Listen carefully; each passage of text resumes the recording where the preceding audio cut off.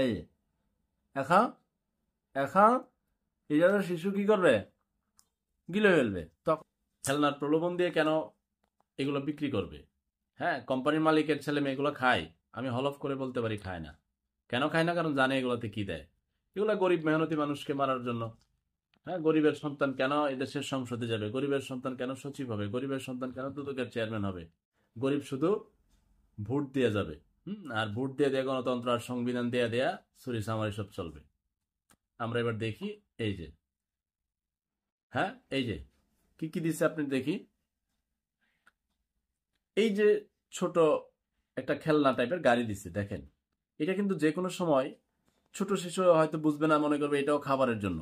হ্যাঁ, এটা কামড়াইলো, দাঁতে কামড়ায় ছোট কিছু, হ্যাঁ এই ছোট ছোট কণা ভেঙে গেল।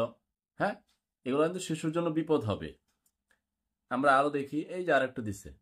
হ্যাঁ, তো এটাও ছোট্ট গাড়ি, আপনি খেয়াল করেন এটার চাকাগুলো এত ছোট। আমি যদি আপনাকে একটু, শিশু ধরেন কামড়াইলো, হ্যাঁ এই যে দেখছেন, এই যে এখন এখন এই জন্য শিশু কি করবে, গিলে ফেলবে। তখন ওই যে একটা শিশুর ব্যাপারে দেখাইছে যে আপনার ছোট পুতিকা রয়েছে, খাদ্যনালী বন্ধ রয়েছে, শিশু তো খায় না, বমি করে বমি করে।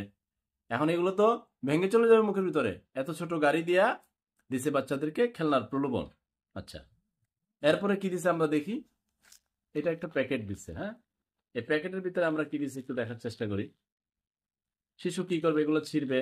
আমি যেভাবে হাত দিয়ে ছিঁড়ে ফেলছি, বড় মানুষ, শিশুরা কামড়ায় ছিঁড়বে। আচ্ছা, এর ভিতরে ওই কিছু বড়ি দিছে আর কি।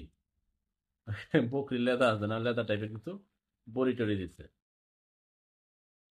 এই যে বড়ি টড়ি, হ্যাঁ, এই যে এরকম কিছু বড়ি দিছে, যেগুলো এখন এগুলো বাচ্চারা খাবে, দাঁত ব্রাশ করবে না, তারপরে দাঁতে পোকা হবে, খাবারের অরুচি আসবে।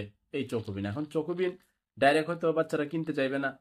আচ্ছা ঠিক আছে, কিনে করবো, খেলনার প্রলোভন দিয়া বাজায় ফেলছে। এখন এইভাবে আর কতদিন?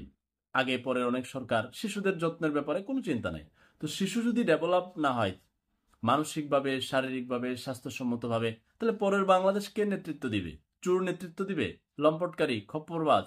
শিশুর যত্নের ব্যাপারে মনোযোগী যে দেশ হবে না, ওই দেশের ভবিষ্যৎ পুরোপুরি অন্ধকার। কারো বাপের ক্ষমতা নেই সেখানে আলো দেওয়ার জন্য, বলে রাখলাম এই দেশের একজন নাগরিক হিসেবে।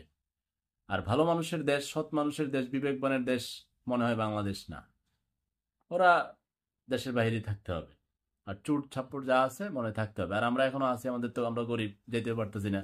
সময় সুযোগ হলে চলে যাবো। কারণ এটা তো মানুষের দেশ না রে ভাই। ভালো মানুষ থাকতে পারবে নাকি? বিবেকবান থাকতে পারবে, নীতিবান থাকতে পারবে? এটা কয়লার উপর মশা বসে থাকে।